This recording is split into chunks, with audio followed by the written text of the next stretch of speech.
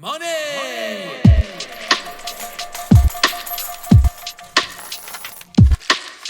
What Your Bank Doesn't Tell You, a podcast by UMushroom.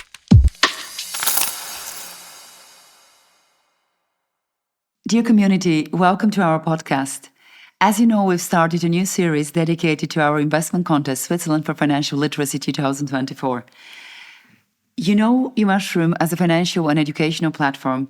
We also have a deep humanitarian mission. We're on a mission to empower everyone to build wealth. And we believe that human value should be equal everywhere on planet Earth.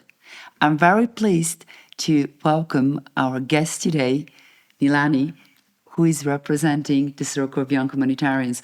And I'm also very pleased to have with me one of our team members, Germaine, who has also a strong background working with non-profit organizations.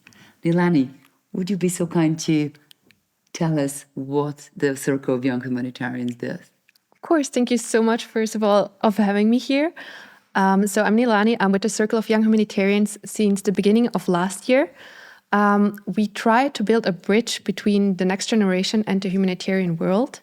And maybe to give you the background about the founding story, it started with Kai von Mary. She did an internship at the ICRC, and there she realized that a lot of young people don't actually know the value of humanitarian organizations. So then she founded the Circle of Young Humanitarians with Jessica Eberhardt and Leonie Basler. So at the beginning, it was just the three of them. And then it quickly gained further members. So then it grew up to 20 people. And by now we are over 40 people actively engaging. Wow. It's very impressive. Yeah, it grew very fast. By now we have different events every year. Our flagship event is the Young Humanitarian Summit, which is actually taking place this year, the 16th and the 17th of March. Where we will have talks, speeches, workshops, fair, and just in general want to give a platform for young people to exchange and get to know and in contact with the humanitarian organizations. So this is really very impressive to create more and more awareness. How NGO organizations actually work? What is the value add? What is the impact which those organizations create? That's really wonderful. Congratulations for doing this amazing job. JP, would you like to share some words with your personal experience with NGOs and with your personal motivation? What made you join a non-profit organization doing humanitarian work? Thank you, Lubo. Personally, for me, it started in 2015 when I heard the story about the boy that was found on the Greek island dead. And this went global in the news. The BBC, and I was a very daily listener of this channel. And I remember I was 2 years into my corporate job right after university, and I felt compelled to leave my job to go and help. And in the moment, I was not sure how I should start or what was the starting point or how do you get into humanitarian work, but I knew that I had to do it. I spoke to coworkers, I spoke to friends, and I spoke to my parents, and they all guided me towards a particular nonprofit organization. And then I signed up and I packed my bags and I left for a 6-month training. And after the training, I landed in Greece and I served there for 5 years, working with refugees. And then after I went to Turkey and at the border of Syria, we were doing work with rescuing people and establishing safe houses and just really helping people that were affected by the war happening in the Middle East to really get back into society and to try to have a normal life again. So that was my motivation. That's a very impressive work, and it's really incredible what you've done in all those years. And thank you for sharing that with us. An essential element when we do humanitarian work is actually money. Mm-hmm. And something which we discuss a lot in our company is that a lot of people have the association with money being something bad. But money can be used for good. Yes. And money has a voice. Every one of us can exercise this voice by putting their efforts, their money in causes which they believe into. And here at UMushroom, that's what we're doing with the contest. For example, Tony and I are running a portfolio whose proceeds are going to be donated to the Circle of Young Humanitarians, and we are very thankful for Invesco for making the first, sponsoring the biggest part actually of the prize. Why do you think that money has such a negative connotation very often? I think it's a really good question because when I was serving, I remember like most of us, and I'm sure you can relate, we were not funded. Like we did not work with an organization that was getting funded. So we have to source our own funds. And there was a stigma or a lack mindset among a lot of my colleagues in the humanitarian circle. We thought that we should not ask. There was this fear of asking for help, like for donations. And I don't know where this mindset comes from, this negative association, like, you know, like money is bad, or if you ask for help, people are going to say no. But one thing changed my perspective. I remember we had a speaker that came to teach us about funding. And he said, when you ask for support, you're not asking for support for you. What you're asking people for is not even asking. He said, you're inviting people to partner with you to do good. And I think this is the beauty of it. So this is where money, I believe, in asking for support is being used to make a difference in the world. And I remember when this shifted in my mindset, like really support start flowing because I wasn't asking from a lack mindset. I was really inviting people into the mission, into the service. That's such a nice viewpoint. And I can strongly agree with that. For example, all of us are working on a voluntary basis. So for us, it's also not asking money for ourselves. It's actually to do good with this money and also trying to have as much impact as possible with the amount that we have. So trying to do the best with it. And this is amazing. And actually, as a matter of fact, what is really scary is because we talk in the field of money, obviously the natural link would be how do people live in different regions of the world? And there are shocking statistics. 50% of the world population actually lives with less than $5 per day, which is quite a scary number. And we believe, for example, at UMushroom, that true financial literacy, obviously this is only one component, there are a lot of other components which could be added. But if people know how to start building wealth, even with already very little, they can start building a nice and decent life for themselves and their families. And we believe that people who are, and the feeling of building wealth for yourself, building wealth for enabling yourself a decent life for your family, going a step further, supporting others in your community, in different struggling countries. You can obviously expand this circle as much as you want, and depending on your financial capacity. But this feeling is actually a feeling of acting out of power, acting out of being empowered to shape the world the way you know it. And the opposite, what we do believe is that a lot of misfortune comes from the fact that people feel powerless to change their living circumstances. And I think this is what combines the three of us. We would love to contribute to empowering the world, empowering the younger generation and the different generation to take, the reign in their own hands.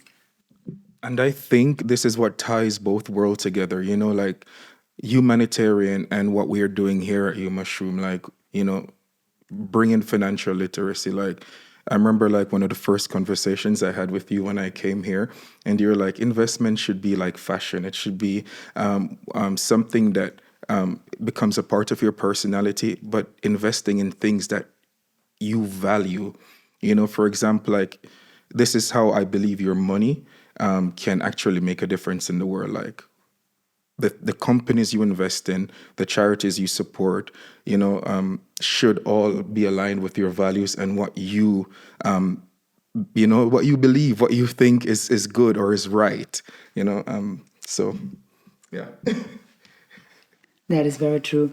And Nilani, we would be very thrilled to hear what is your personal angle towards this humanitarian work, because all of us naturally have one, and JP already shared this, but happy to hear yours, and I'm very happy also to share mine, obviously. It's For me personally, it is, I think that every single person can make a change in this world.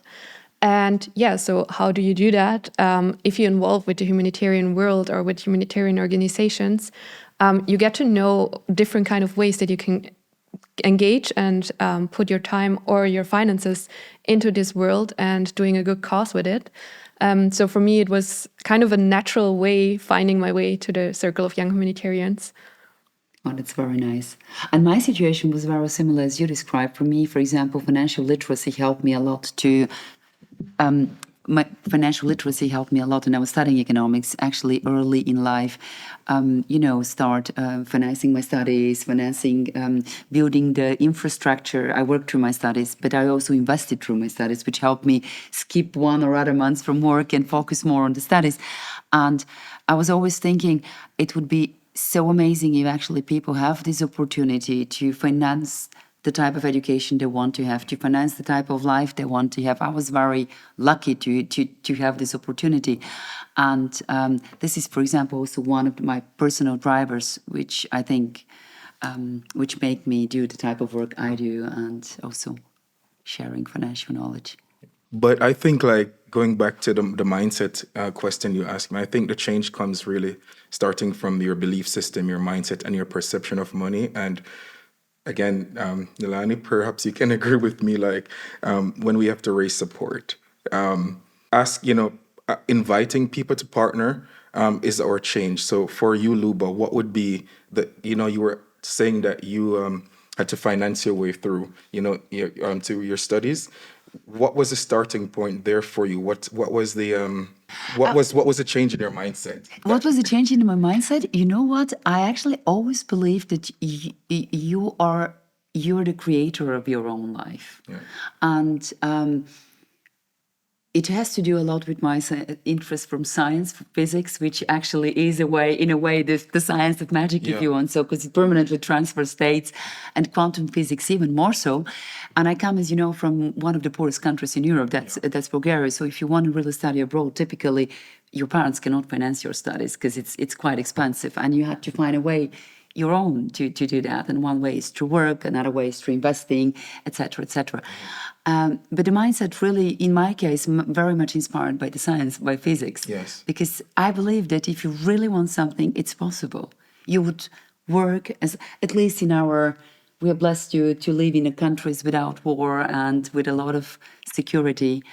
And yes, I do believe that if you strongly want something, you would find a way how to realize it. And this is... And as a student, like working, studying, how did you think it was possible to even invest and to finance your way through that? How did you break that barrier? I think it has a lot to do with really the will to succeed and to do effectively to reach your goals, and it's also the mindset of to do something in a playful way. Yeah. Investing, it's very interesting. Back then we were investing a bunch of friends, and we had also a lot of luck, I must say, because the first investment which we did was an option in UBS back then, literally months before the merger and acquisition the acquisition of the merger between Schweizerischen Bankverein and Schweizerische Bankgesellschaft was approved. And we were like, a bunch of students hearing for the first time, options, let's buy one co-option on those. As you can imagine. But this was the start. Then we actually continued. And it was very playful element for us. It was very discovering to do and making do how to invest. Yeah. And your generation is even more privileged because we had a very high threshold in terms of depot costs, in terms of transaction costs, etc., etc.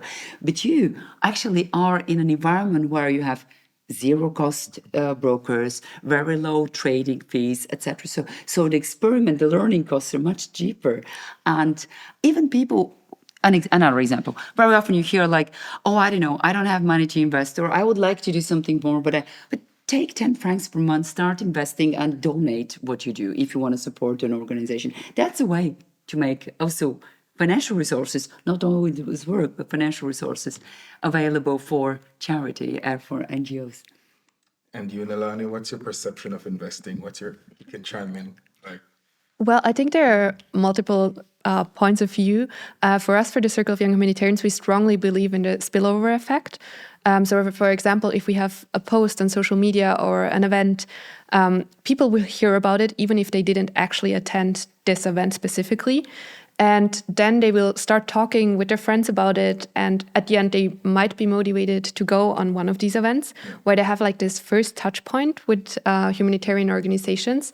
And then in the long run, even if they right now can't do an investment, they will be more interested in investing or to donate, which is actually proven by different papers. So that is kind of our viewpoint. It doesn't need to be now, but you can kind of start to build awareness right now. This is amazing. So you're investing in the awareness of importance of humanitarian work. And we as well on our side are investing in the awareness of importance of financial literacy. Mm-hmm. And changing awareness in this world is actually where we can do the biggest impact if we want to do the world a better place, right? Strongly believe in that, yeah. And this is, I believe, what is our common mission of the two companies. Yeah. So thank you so much for this opportunity, and also to Invesco to actually finance us or donate money to us, because we heavily rely on that to actually do our events and the awareness raising. So yeah, thank you so much. You're absolutely welcome. And thank you, Nilani, and to the Circle of Humanitarians for the work that you guys are doing. And we completely stand in full support behind you. And this takes us back to our contest, Switzerland for Financial Literacy 2024. And we implore all our participants to be mindful where you invest. Invest your money where your heart is. And that is the essence of what we're saying here. Your money can be a positive influence in this world. And remember, like wherever you are putting into your portfolio, whatever you are looking to invest in, it should be according to where your values are. And this is what will make the biggest difference in the world. So for those of you out there who would love to participate, you're more than welcome to subscribe under UMushroom.com. There are beautiful prizes which expect you, but the biggest prize which you're going to gain is to build a habit of investing and to start building your own wealth. So join us. If you have questions, you can always post them at hello@umushroom.com. And at this place, I would warmly love to thank you, Nilani, for joining us for the podcast and for also sharing with us your insights about your beautiful organization and about your personal way into humanitarian work. Thank you so much for having me. It was nice talking to you guys. Pleasure is ours. Money!